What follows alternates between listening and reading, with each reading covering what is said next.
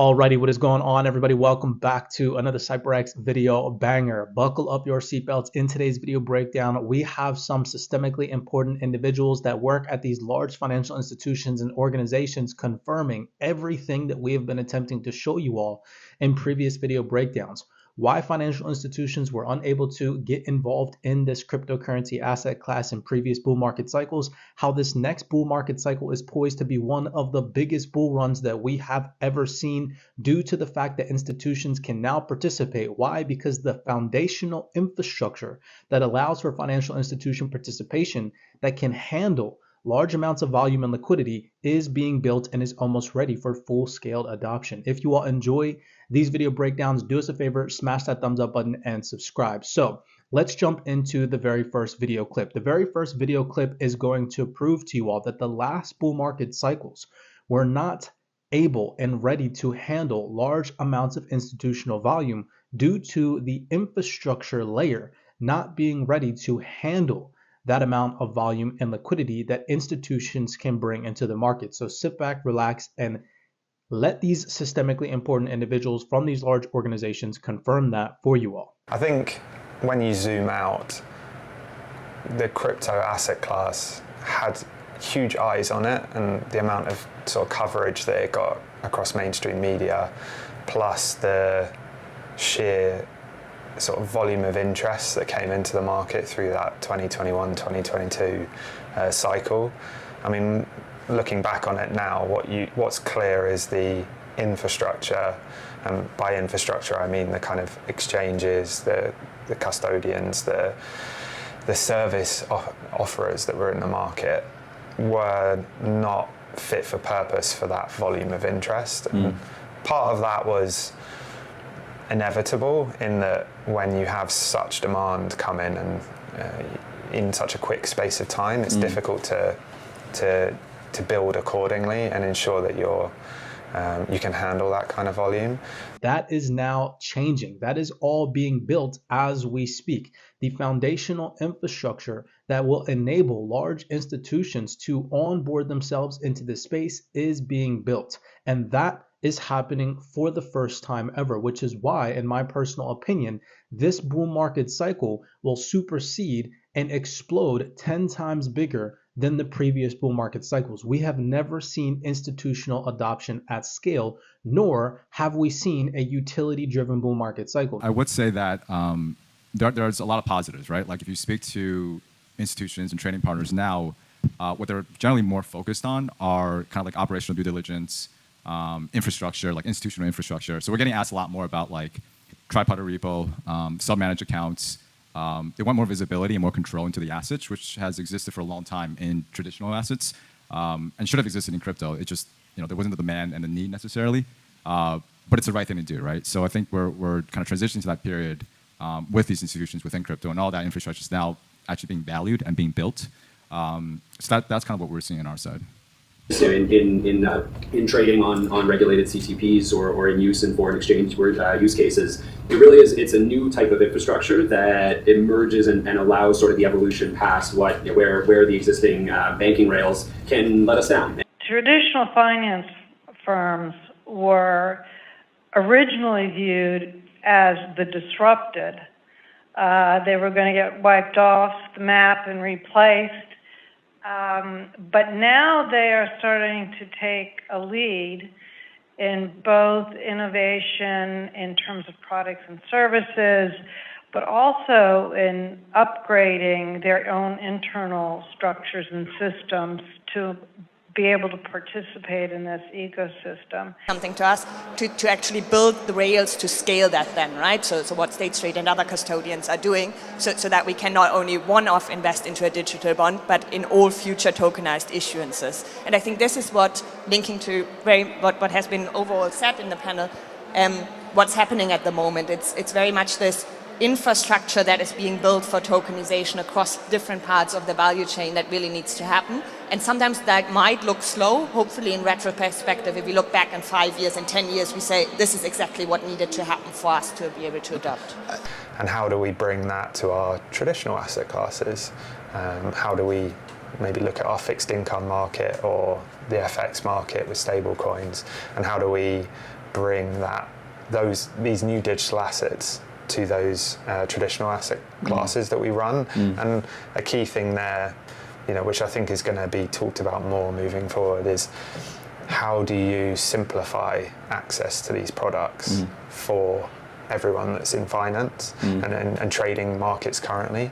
Because the one thing we hear a lot from clients is, that's great, it's a new asset and it's cheaper and all these sorts of things, but I need it to be in my existing trading systems. I need it to feed into my existing risk systems and portfolio management systems and all of this infrastructure that allows clients to trade and enter financial markets.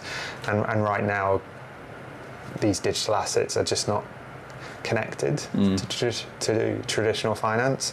And that's not the sexiest thing to talk about, because you're talking about plumbing here and connectivity.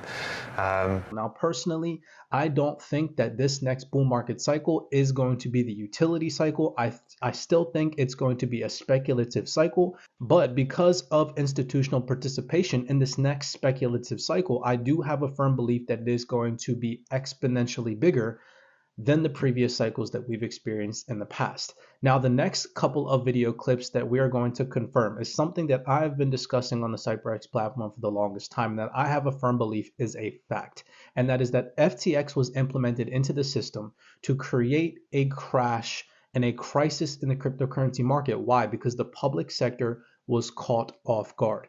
Listen to these individuals confirm that to potentially be the case, that FTX created a reset in the market and created opportunity for banks to catch up. The market was heading in the right direction in terms of scale, right, of growth, and that happened pre-FTX. What FTX caused, unfortunately, was almost a reset. It's taken some time to build it up, and I think a lot of the focus now has been on taking a step back and saying, okay, how do we become adults in the space? Has it changed the way banks are looking at investing in the space, or how are their plans? And I think you've seen some people in large banks say, yeah, here's the use cases, here's the benefits, here's why we still believe in it. So I think for those institutions, regardless of it's not necessarily maybe the best regulatory climate, maybe they view it as an opportunity as well, because they can actually catch up. How has the FTX fallout impacted your work and changed any of your previous conceptions that you've had around the blockchain and crypto space, and any of the conceptions of clients that you work with in the space? If I look at the underlying capabilities of what digital ledger technology, blockchain provided the industry, those discussions are not going to change, right? So we believe on the future of the disruption or the ability of the technology to transform existing banking and payments rails. We believe in the future of tokenization. We believe in the ability of those capabilities to, again, transform the industry. And if you've seen a number of, recent industry papers coming from leaders in the industry, will be Larry Fink from BlackRock, who spoke about tokenization about a week ago, or David Salmon from Goldman Sachs, or Robin Vince from BNYM, all mentioning the fact that the underlying technology, and that's a discussion around it, is here and is going to help us really improve the underlying or the existing banking and payments rails that's been there for 20 or 30 years ago. Well, if I may take what you just said on the FTX crash. Basically, for us as a bank, it was just a perfect moment. So we are really looking at regulation is actually nothing which is harming you, nothing which is stopping us for doing business, but it's actually enabling a real business, a reliable business, a trustworthy business with continuity. And exactly as I said, Jan, it might take a bit longer at the very beginning, but therefore we do it in a right space that especially corporate customers, institutional customers can rely with the business parts on what we are doing. So therefore, on the crypto side, I totally agree. We might have a winter, but here in Frankfurt, winter is actually 4 weeks. So it's probably passing by relatively quickly. Absolutely. So the key point is also you're making the FTX disaster and the other disasters we've seen have not led you and your colleagues to close down crypto projects and so on. Yeah. Absolutely not. Rethinking it. and just focusing on the real necessary points, but not stopping it, not at all. Now, the next couple of video clips are going to confirm that institutions are for a fact still interested. They are in the process of rebuilding this entire digital asset infrastructure, confirming the plumbing necessary in order to onboard large financial institutions into this digital asset space and integrate the new crypto and blockchain payment rails into the existing financial infrastructure, so that way their clients are comfortable adopting this technology and they can utilize it at scale. And this is actually what crypto needs, right? If you talk about institutions, you have your crypto native institutions, but you also have a lot of guys on the sideline who, you know, we have altogether about 34 billion of assets that we're willing to put onto the system as soon as the rails are shown to work. We have conversations with regulators at financial institutions on the street, and they're all still looking at the space, but they're looking at it as a fishbowl methodology. And the reason why is, well, yes, volumes are lower, but it also gives you time now to put in the right infrastructure.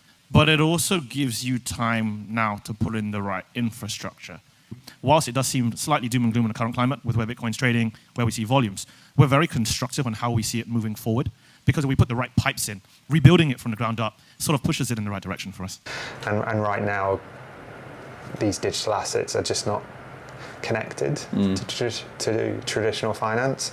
And that's not the sexiest thing to talk about, because you're talking about plumbing here. And because if we put the right pipes in, rebuilding it from the ground up sort of pushes it in the right direction for us. Now, the next couple of video clips is going to confirm that regulation should not be seen as a bad thing. Obviously, of course, if you are operating in meme coins that have no intrinsic value, utility, use case, or even a white paper, regulations may affect you negatively if you're attempting to hold these digital assets in expectation of some high return. But in regulated digital assets, for example, like XRP that has legal clarity, and many other digital assets that are regulatory compliant and have individuals on their backend team that are working with regulators, are poised to perform exponentially well, in my personal opinion, in the next bull market cycle because of their regulatory compliance.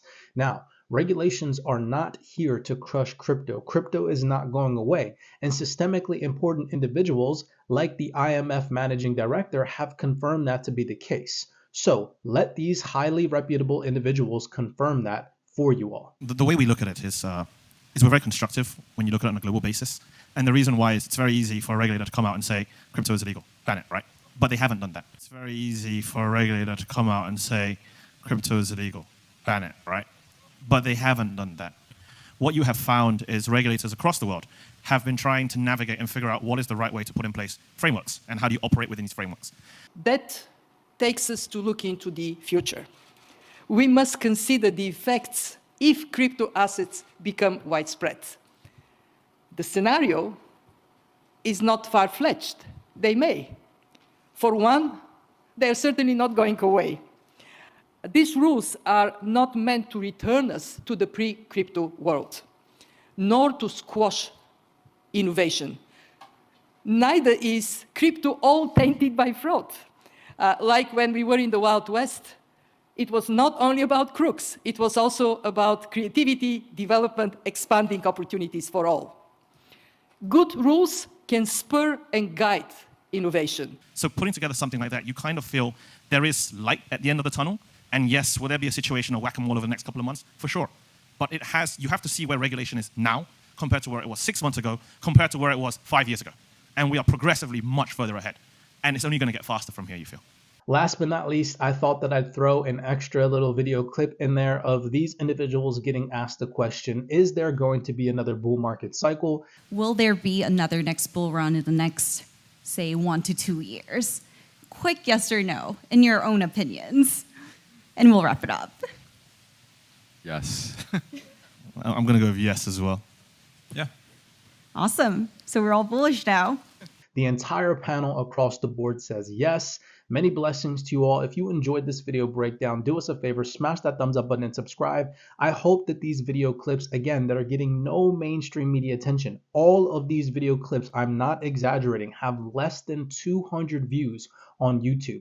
Some of them only have 20 to 60 views. It's absolutely insane the amount of information that is going unnoticed to the general public. So here at CyberX, we're in an attempt to push you the realest information that you can also gather from these panel discussions behind the scenes if you take the time to watch them. If you don't, then make sure that you're subscribed to the platform so that you can watch us break down the information for you all. As always, I'm not telling you all to go out there and buy digital assets or invest in this space, but what I am asking that you all do is you take a step back. You avoid the noise on social media of individuals telling you that this space is not going anywhere, that crypto's dead, or that whatever digital asset, hopefully utility-driven assets that you're investing in, aren't going to perform well in the next bull market cycle. You need to understand that we are at such early stages of this nascent asset class, and the next bull market cycle is poised to be such an exponential bull market rally that if you are missing out on this opportunity, is no other person's fault but your own. With that being said, again, do your due diligence, do your research. Hopefully this video breakdown gets you to kind of see the institutional perspective behind the scenes. Notice that every single individual that spoke to you in today's video breakdown was optimistic about the future of this digital asset space. So consider that when you're listening to manual retail investors on Twitter and YouTube talk crap about this digital asset space. They're not intellectually inclined enough to understand what is really happening behind the scenes. The infrastructure layer, custody, the payment rails, everything that is required, regulations to handle large amounts of institutional volume was not ready previous bull market cycles. But that is on the cusp of all changing in the next couple of months/years. And I'm super excited to be a market participant in this space with you all watching. As always, many blessings to you guys, and I will see you all in the next video breakdown.